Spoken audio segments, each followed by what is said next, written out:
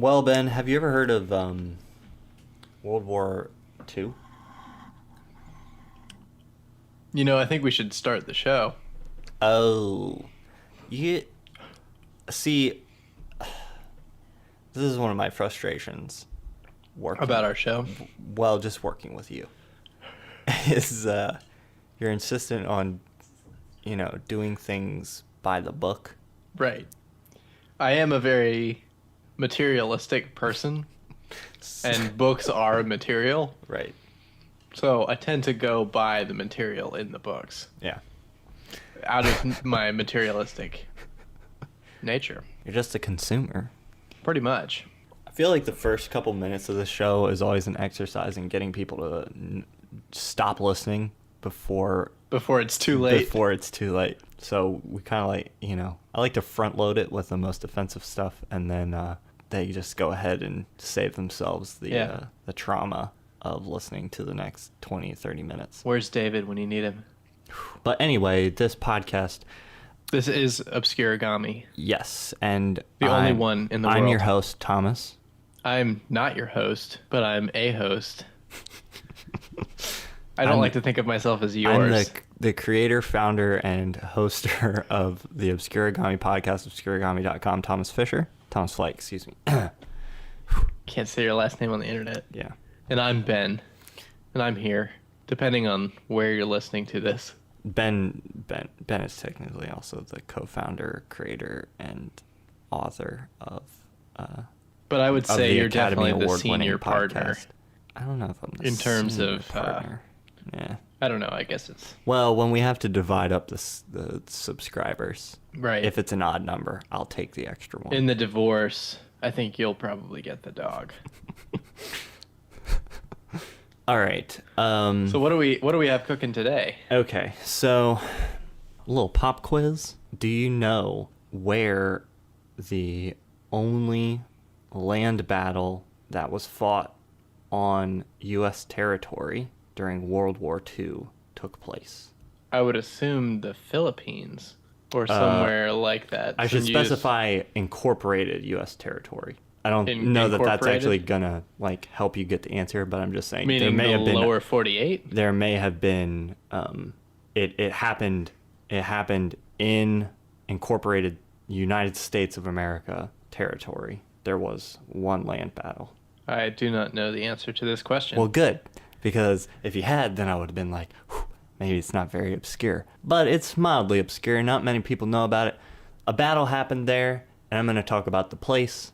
Also the battle by proxy, but it's Attu Island in Alaska. Attu Island? Attu Island is part of the Aleutian Islands. How do you spell Attu?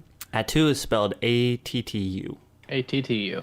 A-T-T-U, yes. And if you're imagining a map of Alaska in your mind, that kind of little peninsula, that tail of islands that kind of come out off of the peninsula, Attu is the westernmost island. Attu, it's the westernmost, and it is the largest island of the near island group of the Aleutian Islands, which is the name of that group there. And it's the westernmost point of land in the United States relative to Alaska. Wow. As I already mentioned, the only World War II land battle fought on U.S. incorporated territory happened there. The next island to the west of Attu Island is the Russian Commander Islands. It's just 208 miles away. But Attu is nearly 1,000 miles from Alaskan mainland. Oh, wow. And it is... Do people live on Attu? People, yes. Well, not currently. Okay. It's currently uninhabited. How big is it? It is the 23rd largest island in the U.S. So it's actually quite big. It's 344 square miles. Okay. So it's not huge. There are no native trees on it. If you look at pictures of it, it's mostly kind of like small mountainy hills. And, there's usually patchy snow a lot of months of the year. It basically has, from what I've determined, probably the worst weather anywhere. It's Anywhere mostly in the rainy, universe. foggy, cloudy, and only has about 8 or 10 clear sunny days a year. Wow. The only trees on the island were ones that were planted there in 1943 around a chapel. A 2010 census had the population at 10, but all those people lived at a Coast Guard station that closed in 2010, and it's been uninhabited since that then. Time. It was first discovered, not originally discovered, obviously, because there was natives there, but first discovered by kind of Western countries in... You say native peoples. Were there actually native peoples that lived on Attu? Yeah, so when it was discovered by Russian merchants, Russian traders, discovery was in 1742. There were about 150 to 200 people living on the island, native Aleuts. And there's people who live throughout the Aleutian Islands on the chain of islands that right, come part off of the same people group. Yeah. So it wasn't like there was one isolated people group that lived there. Right. Or like one tribe. It was more like there was a group of lots of people that inhabited the islands. Kind of like the Polynesians. Right.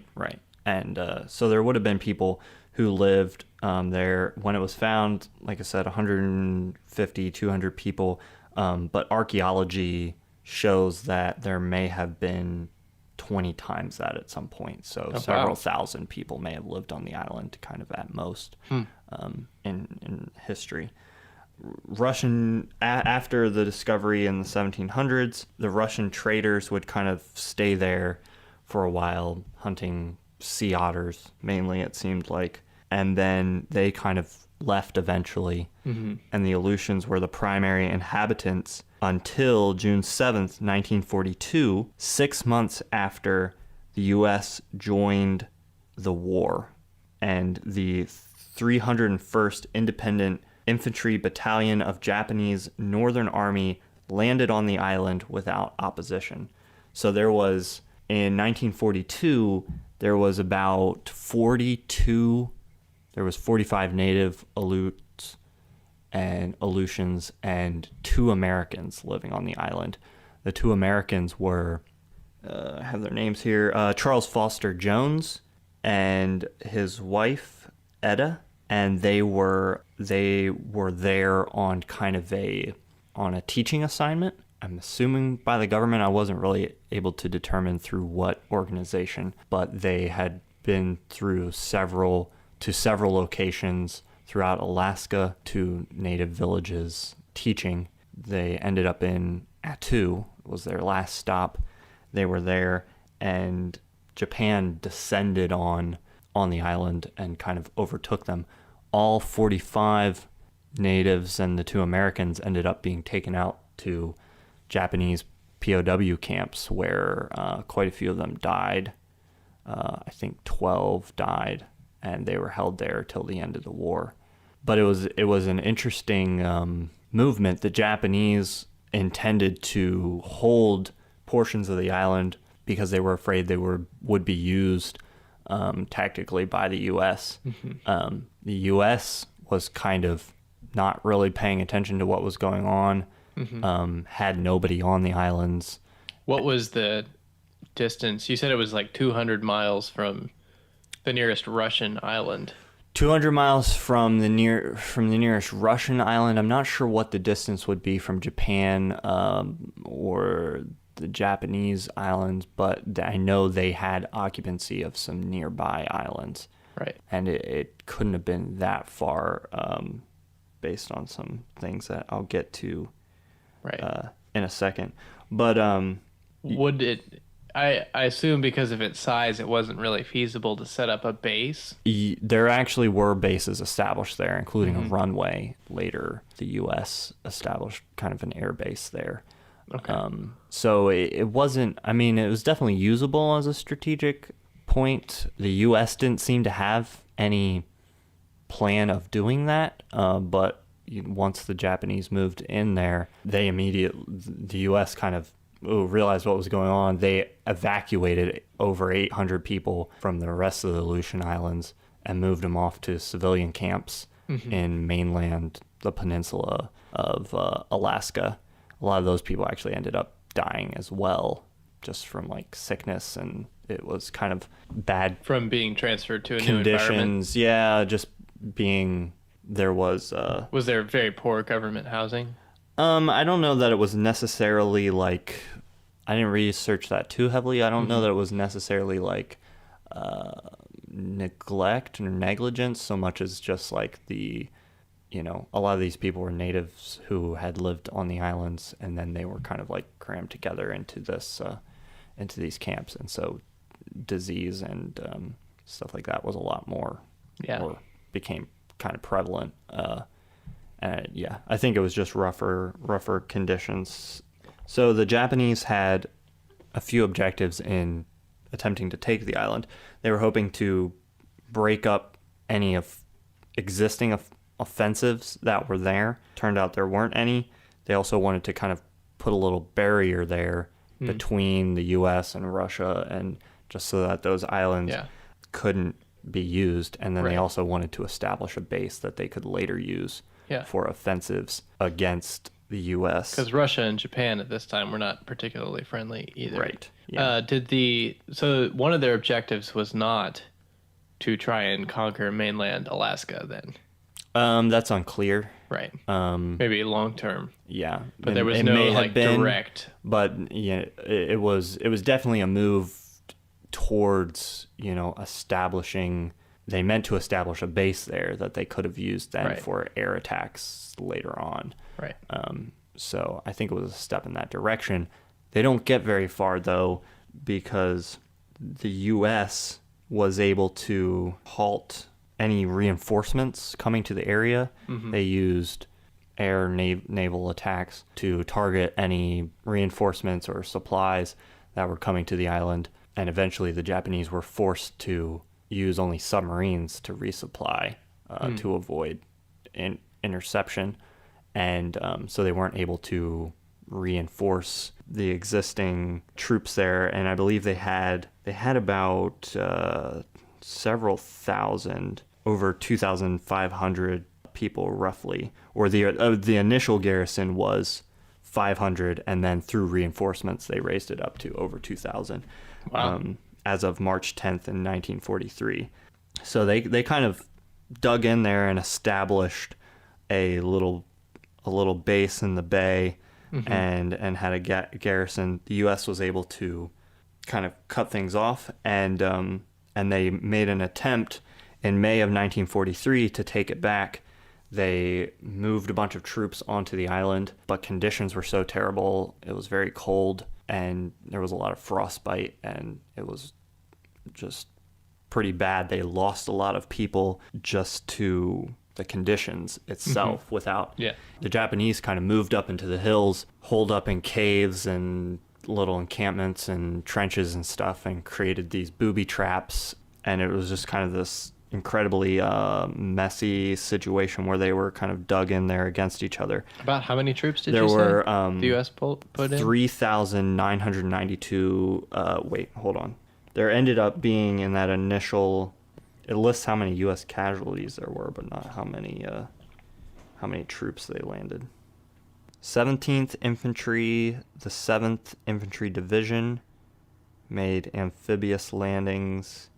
It does not say how many. I'm sure someone could figure that out. It's interesting that they chose to land troops as opposed to just striking at them from the air. Right. It seems like because there were no natives there. And they had total air power since the Japanese weren't able to supply drop. Yeah. So I would think they would just try to bomb it, but maybe the terrain. The terrain might have made it difficult. I mean, it was also a pretty good number of Japanese kind of scattered throughout the island as a whole, and a target of 230 some square miles, is a pretty large area to try to hit if you can't see where people are and they're kind of scattered about and dug in. And I think they realized once the Japanese were trying to take the area, the U.S.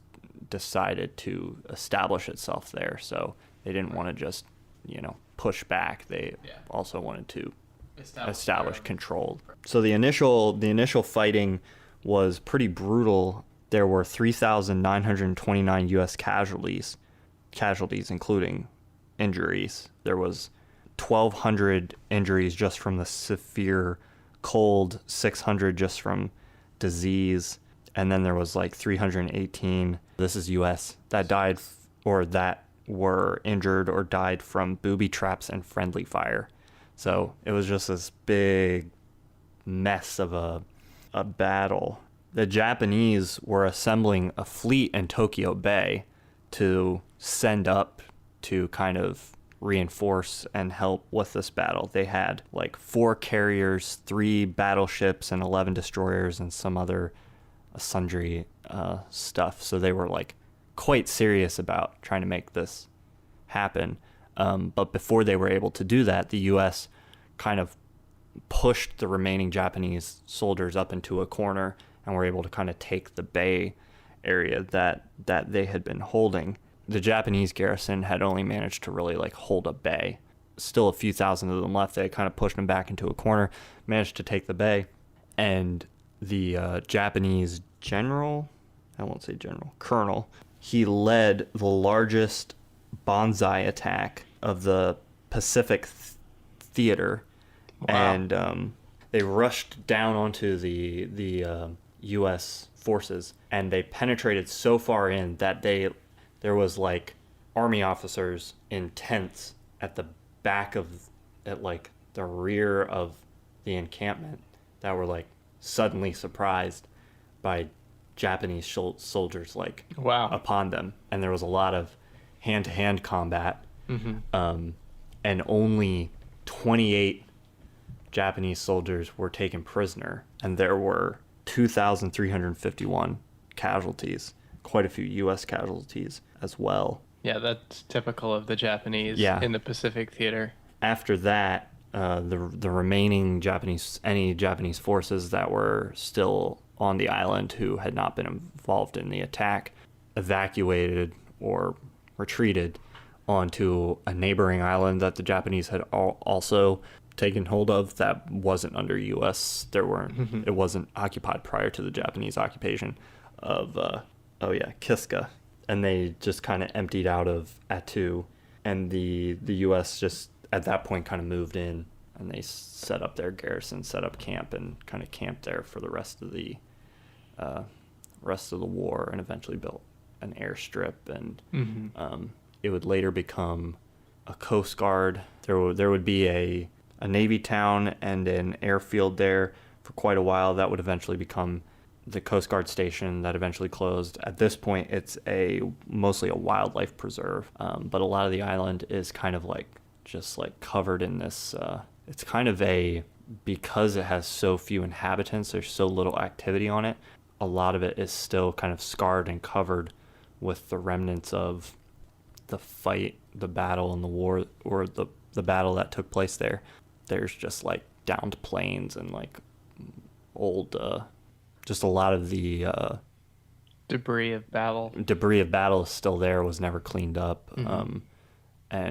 So it's starting to, like in the last few years, a lot of the remnants of war, relics of war from World War II are just starting to kind of be considered of like significant historical value or like worth saving. All that stuff previously had just been left untouched because nobody had a reason to do anything about it, but now it's kind of starting to move into the realm of like wanting to be preserved for potential historic I would think purposes. That the severe weather, particularly a lot of rain and snow, whatnot, would deteriorate the debris and the remains faster. Right. Yeah, I mean, I don't think anything's in great condition, right.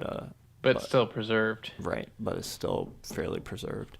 Or at least it's just preserved in the sense of stuff is degrading, but nobody's touched it. Right. And, you know, since it was left there however many years ago. That's fascinating. A lot of times. None of the natives who were taken as POWs or the 2 Americans ever returned to the island. It seems no non-military inhabitants or Coast Guard inhabitants ever lived there after the war.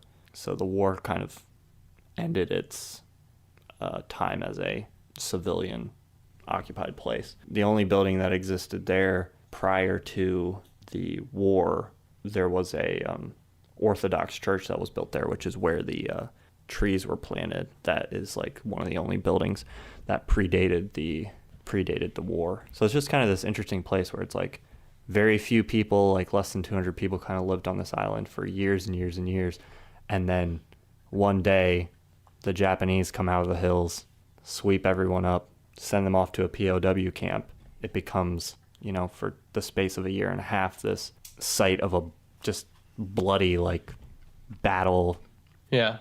Becomes a military base where a few people live for the next century almost, and then just turns into a wildlife refuge. I had never heard of the battle, or like in reading about it, there's a few documentaries made about it. There's some old like newsreels with actual footage of some of the fighting and troop movement and stuff that took place on the island. That's pretty interesting to watch, but it's one of the elements of the, you know, United States involvement in World War II that's fairly glossed over or forgotten, despite being like, people have described it as like Gettysburg type of like bloodshed. It's the bloodiest battle that's happened on American soil since the Civil War. Yeah.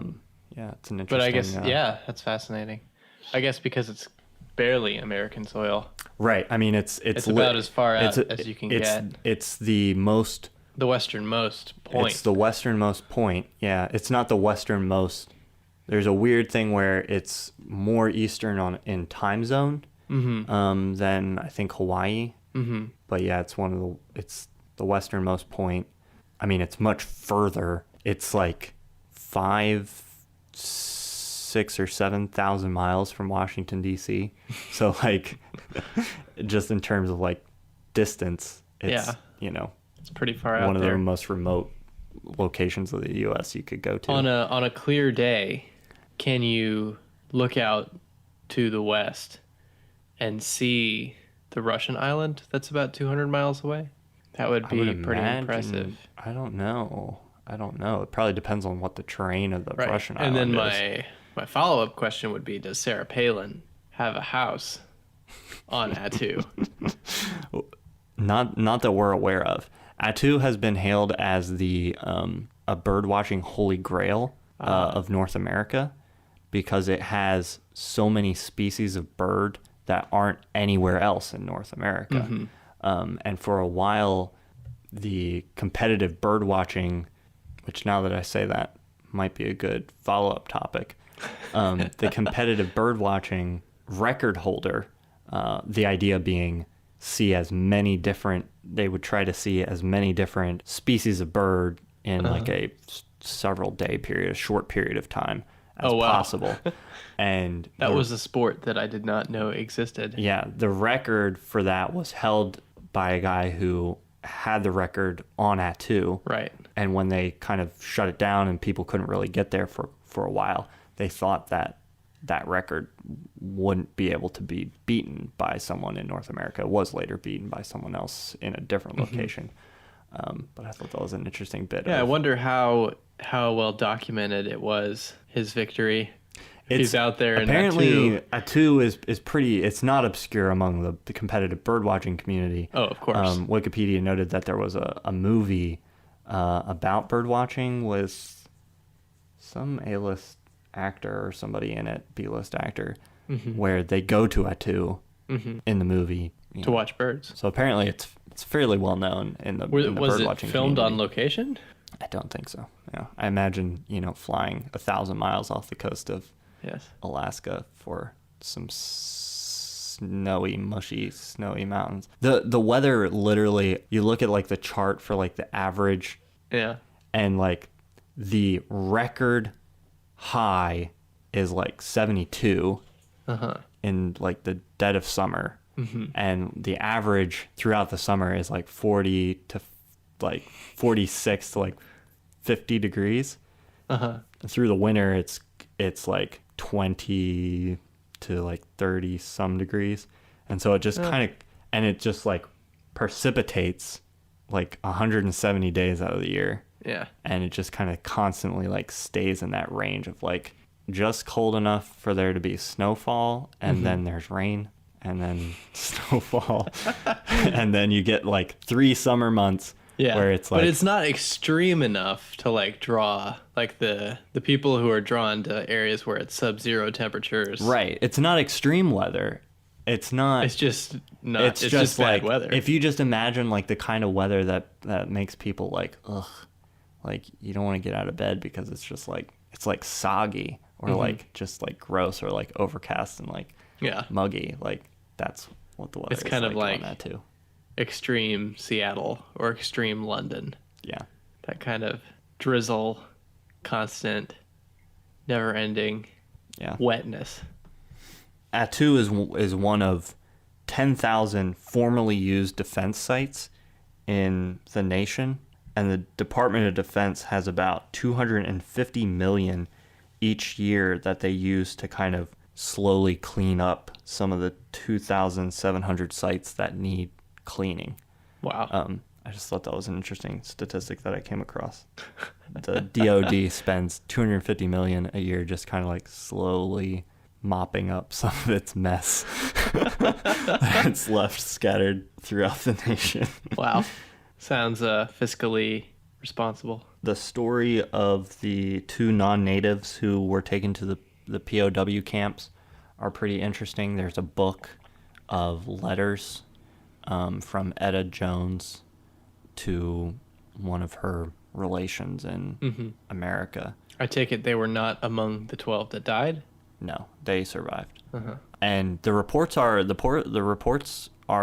pretty kindly towards the Japanese. All the natives and the Americans felt like they were treated pretty fairly and nicely. They were interesting. The conditions were bad in the POW camps because they were just bad in the area at the time. They were there was shortages of food, but there were no reports of torture and...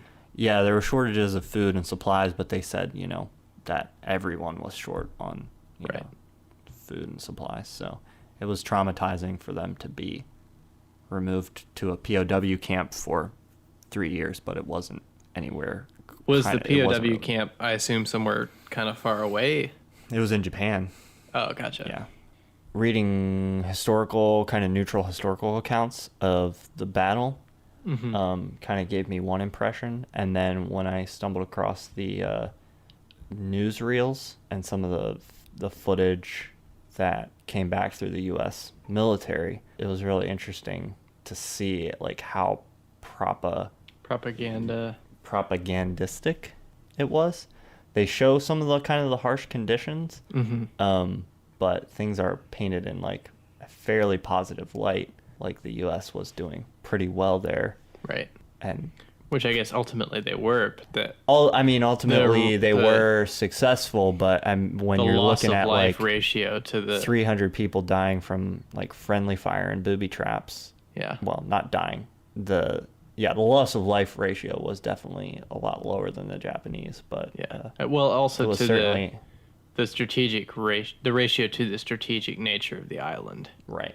Yeah. Like it wasn't that valuable strategically. Yeah. It would have been significant had the Japanese been able to hold position of it, but for the U.S. to have it was, not that big of a deal. They were mostly a cork in the bottle of the Japanese potentially ever being there again in the future. The Battle of Attu and Attu Island. That's what I got. Bravo, sir. Good topic.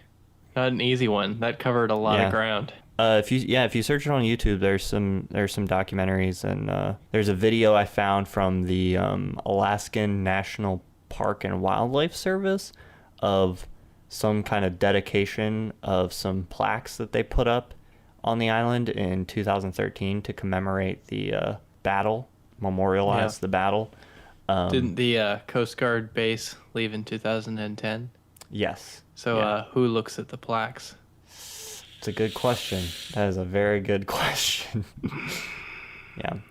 My first, like, my initial reaction when I heard about this place was like, oh, I'd love, like, I want to go there. There's some, like, because there's some kind of weird, like, there would be some kind of weird sense of achievement in, like, going to the point of the United States incorporated territory that's like the furthest from basically everything else. But it's so far out. Yeah. You almost can't. And they only really go there by like boat because the airstrip isn't really maintained. Gotcha. So well, why would you maintain it if there's nobody there? Yeah. So I guess the National Park Service is going there. I mean, the Department of Defense has to kind of like take their mops out there and like spend a couple $1,000s. I saw pictures and people were talking about how like you can walk to different areas in the island and there's actually like you can step on the ground and there's like oil that'll like come out from the battle. It's just like so in the environment from all the leftovers. So wow. Yeah. Well, once again, it's that time of year. The winds and the rains and the snows of Attu are pounding against your little tent, and you've zipped shut the tent door. The tent fly. And you're kind of huddled up in the corner trying to get some warmth. And what can comfort you but the random Wikipedia article section of this podcast? Critics have rated it the worst reoccurring segment on a podcast in 2017. Certified rotten on Rotten Tomatoes. Academy Award winning then losing podcast segment. Raspberry Award winning. Part of the show where we click on the random article button on Wikipedia and see what happens. So I'm just gonna do that now. Are you ready, Thomas? Indeed. Here we go. Today's Wikipedia article is Laurent Bavay. This is a good one. It's very short. You want to do us the honors, Ben, and go ahead and just read this article? I will actually read the whole article for you. Laurent Bavay, born 1972, is a Belgian Egyptologist who has been director of the Institut Français d'Archéologie Orientale since June 2015. Glad we could mispronounce something there. I think the real question here is, what is an Egyptologist? Someone who studies Egypt, specifically ancient Egypt, the science being a branch of archaeology. Don't really know what I expected. That does it's a little on stand the nose. To reason. Yeah, this Wikipedia article is a stub. You can help Wikipedia by expanding it. For example, you could tell us a little bit more about Laurent Bavay. You could tell us what some of his favorite foods are, what his favorite color is. Ben, if people wanted to email us information about Laurent Bavay so that we could add it to Wikipedia and take the credit, how would they email us? Probably they would send an email to our email address, obscurigami@gmail.com. Sounds reasonable. You can also go to obscurigami.com for show notes and subscription links and other various and sundry other episodes. Look at pictures of Attu Island. Yeah, we'll throw a couple in there. Maybe one of Laurent Bavay if we can swing it. Excuse me, Laurent. He looks like quite an enthusiastic character. Egyptologist. I wonder if there's other tologists, like, do you have like an Englandologist? Mm-hmm. An Attuologist. Which I believe you now are, because you've studied the island of Attu. I've studied the island quite a bit. In depth. He has an IMDb page. He plays himself in a documentary. Japanologist. He has a LinkedIn page. Russianologist. Probably oh no, this isn't the same Laurent Bavay. Hungarianologist. Pardon me. Laurent Bavay of the oil and gas industry. I apologize. Italyologist. It was your LinkedIn page that I referred to on this podcast. If you're listening, I apologize for getting you confused with Laurent Bavay of Egyptology fame. Madagascarologist.